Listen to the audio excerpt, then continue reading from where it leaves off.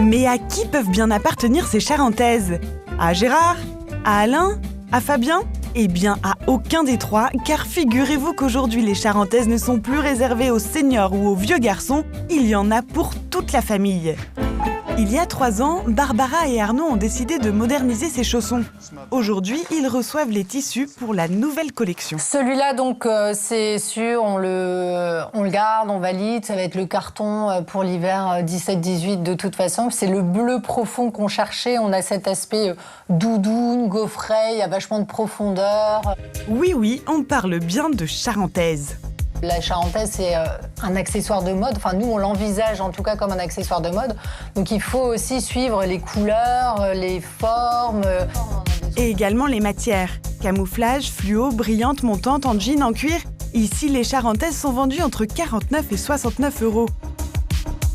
Avec la tendance du homeware, les charentaises se sont réinventées et sont devenues multigénérationnelles.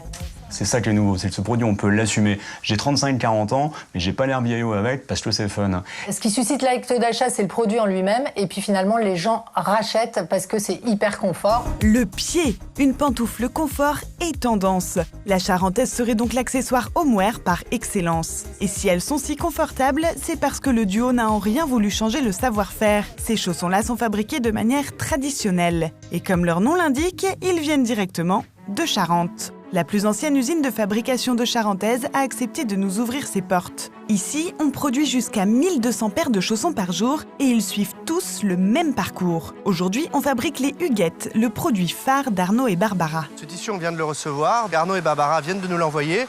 Donc c'est un tissu avec un aspect un peu velours, ce qu'on appelle aujourd'hui dans le métier, nous, le bamara. Et ici, on a de la laine vierge.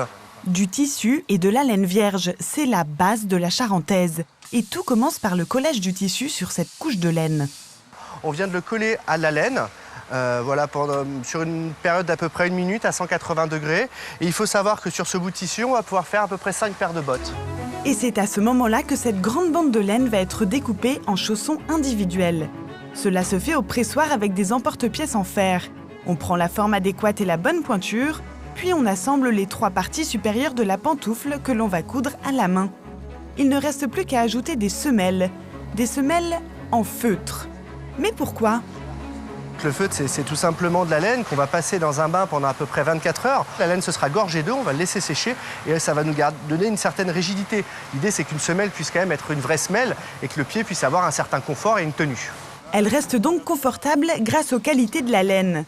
Et pour qu'on se sente vraiment bien dans ses ses pantoufles, il y a une astuce. Donc ici, on a coupé ce qu'on appelle dans notre jargon les douillettes. Donc c'est la matière qui va directement être en contact avec votre pied à l'intérieur du chausson. On l'appelle douillette parce qu'effectivement, c'est quelque chose de très douillet et qui va apporter vraiment du confort au chausson. Et cette semelle intérieure de 5 à 10 mm d'épaisseur, elle aussi est en laine. Résultat, c'est chaud et confortable, mais surtout anti-transpirant. Ensuite vient l'étape primordiale de la vraie charentaise, le cousu retourné. C'est le savoir-faire qui a fait la renommée de ces pantoufles. Les 2 semelles sont cousues à l'envers avec cette énorme aiguille. Comme elle est courbe, elle ne traversera pas la semelle. Donc le fait que ce point soit à l'intérieur, ça permettait d'avoir un chausson un peu plus solide et que le point dure plus longtemps. Nous, on a gardé cette méthode traditionnelle de fabrication et en plus, il y a un vrai côté esthétique parce qu'on ne va pas voir le point sur le chausson lorsque le chausson est retourné. Et voilà! Il reste quand même une étape, et pas des moindres, la sublimation de la pantoufle. On a une charentaise qui vient juste d'être retournée. Comme vous pouvez voir, elle n'a pas vraiment une très très belle forme. Donc afin de la rendre un peu plus jolie pour le commerce, on va la placer sur des formes chaudes. Ce sont des formes qui chauffent à peu près à 40 degrés. En 15 minutes, et après être passées entre une dizaine de paires de mains, ces charentaises montantes ont été fabriquées avec un savoir-faire qui remonte au XVIIe siècle.